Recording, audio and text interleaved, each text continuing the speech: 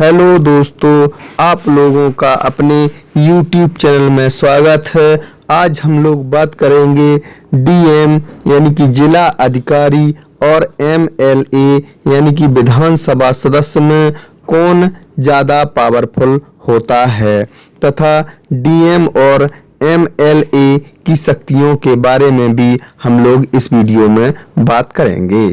सबसे पहले बात करते हैं डीएम, जिसका की फुल फॉर्म होता है डिस्ट्रिक्ट मजिस्ट्रेट तथा जिसको हिंदी में जिला अधिकारी या फिर जिलाधीश कहते हैं। तो जो डीएम होते हैं वो जिले के सर्वोच्च प्रशासनिक अधिकारी होते हैं।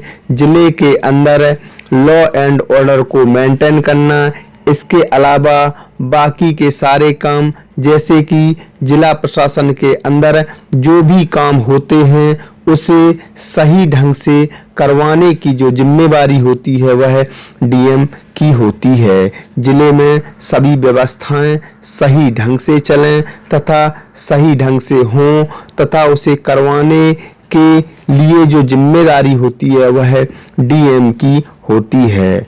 अर्थात डीएम का पद एक यूनिक पद होता है तथा एक जिले के अंदर इनके पास जो पावर होती है वह अनलिमिटेड होती है। जैसे जिले के अंदर जितने भी सरकारी अधिकारी तथा कर्मचारी होते हैं वह सभी डीएम के दिशा निर्देश में ही काम करते हैं, जिसमें पुलिस भी आती है।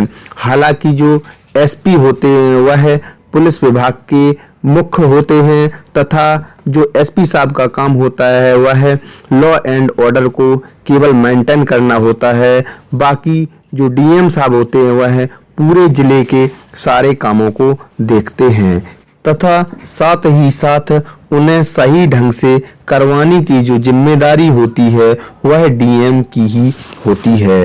तो डीएम जो होते हैं वह एक आईएएस अधिकारी होते हैं। तो आईएएस अधिकारी को ही राज्य सरकार के द्वारा एक जिले का प्रभार दिया जाता है, जिसे कि डीएम कहते हैं। तो डीएम होते हैं, उनके राजनीतिक जो प्रमुख होते हैं वह मुख्यमंत्री होते हैं। इन्हीं के दिशा निर्देश में डीएम को एक जिले के अंदर काम करना होता है, जबकि डीएम के जो प्रशासनिक प्रमुख होते हैं वह राज्य के मुख्य सचिव होते हैं। इनके निर्देशन में भी डीएम को काम करना होता है। तो डीएम के जो राजनीतिक प्रमुख होते हैं वह मुख्यमंत्री होते हैं, जबकि जो प्रशासनिक प्रमुख होते हैं वह राज्य के मुख्य सचिव होते हैं। तो कुल मिलाकर के जो डीएम होते हैं वह पूरे जिले के सर्वोच्च प्रशासनिक अधिकारी होते हैं। तो जो जिले के अंदर जितने भी काम लॉ एंड ऑर्डर को मेंटेन करने के लिए करने होते हैं वह सभी डीएम ही करते हैं। तो डीएम जो होते हैं वह मिनिस्ट्री ऑफ पर्सनल यानी कार्मिक मंत्रालय के अंतर्गत काम करते हैं। इसके बाद बात करते हैं एमएलए, जिसका की फुल फॉर्म होता है मेंबर ऑफ लेजिस्लेटिव असेंबली, जिसको कि हिंदी में विधानसभा सदस्य अर्थात विधायक कहते हैं। तो जो एमएलए होते हैं वह जनता के प्रतिनिधि होते हैं। एक विधानसभा क्षेत्र में एक ही एमएलए होता है। एक जिले में कई विधानसभा क्षेत्र हो सकते हैं, इसलिए एक जिले में कई एमएलए हो सकते हैं।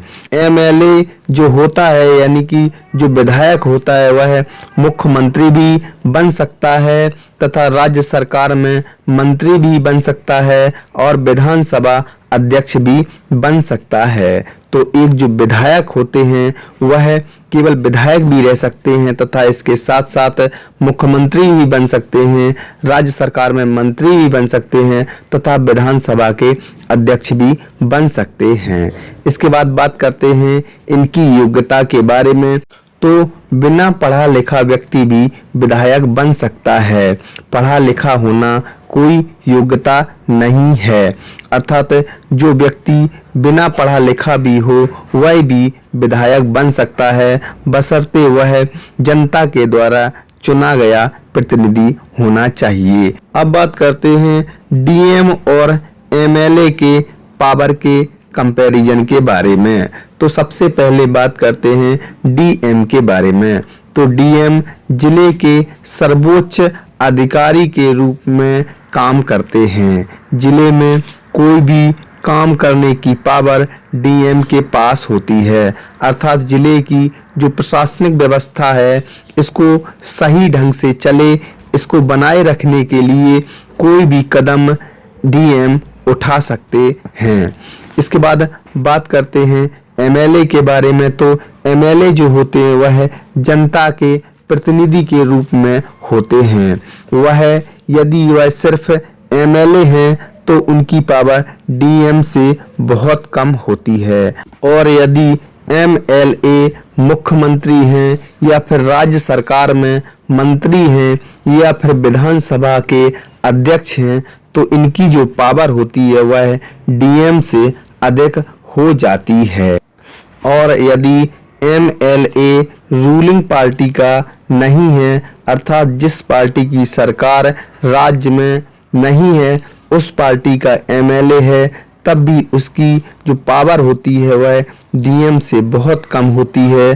तथा अगर जो एमएलए है वह रूलिंग पार्टी का है, जिसकी सरकार राज्य में है, तब भी वह डीएम से पावर में बहुत कम होता है। हालांकि वह एमएलए जो रूलिंग पार्टी का है वह डीएम पर कार्रवाई करवा सकता है। हालांकि जो कार्रवाई करवाने का जो कारण है वह सही होना चाहिए। जैसे कि अगर डीएम अपने जिले में कोई गलत काम में लिप्त है तो इसकी शिकायत जो विधायक है वह, अगर रूलिंग पार्टी का विधायक है तो वह मंत्री या फिर मुख्यमंत्री से इसकी शिकायत कर सकता है कि जो डीएम है वह सही से काम नहीं कर रहे हैं तथा वह किसी भी भ्रष्टाचार में लिप्त हैं, तो इसकी शिकायत वह मुख्यमंत्री या फिर मंत्री से करवा सकते हैं, जिससे कि वह मंत्री या मुख्यमंत्री डीएम के ऊपर